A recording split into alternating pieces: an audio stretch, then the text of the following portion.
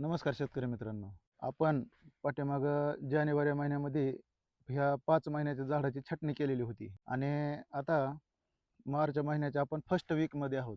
तर हे झाड फुटून आलेलं आहे. तर कळ्यांची सुद्धा संख्या भरपूर आहे आणि आपलं हे झाड आहे ते डेव्हलपिंग स्टेजमध्ये आहे. त्यावेळेस आपण सांगितलं होतं की छाटणी कशी करायची. आता छाटणीचा व्हिडिओ सुद्धा आपल्याला Instaच्या माध्यमातून किंवा YouTubeच्या माध्यमातून आपण टाकलेला आहे पहिला. आणि आता ही फुटून आल्यानंतरची ही अवस्था. तर आता ह्याच्यानंतर आपलं हे जे झाड आहे ते डेव्हलपिंग स्टेजमध्ये आहे. आता ह्याला कळ्या लागलेल्या आहेत भरपूर. तर आपल्याला काय करायचं आहे, जिथं कळी लागते तिथून 3 पानं ठेवायची. म्हणजे 1, 2, 3 अशी 3 पानं ठेवायची आणि शेंडा कट करून घ्यायचा. आता शेंडा कट केला की त्याचा असा फायदा होईल, की हा जो माल आहे शेंडा कट झाल्यामुळं ह्याची ताकद ह्या मालावर जाईल आणि इथं आणखी फुटव्याची संख्या भेटेल आणि आपल्या झाडाला आणखी फांद्याची संख्या सुद्धा मेंटेन व्हायला मदत होईल. त्याची ड्रॉपिंग होणार नाही. पण ह्या अवस्थेत सुद्धा आपण थोडासा माल आपण झाडाला धरू शकतो. आता ह्या झाडावर कमीत कमी 40 एक ब्रँच इथं.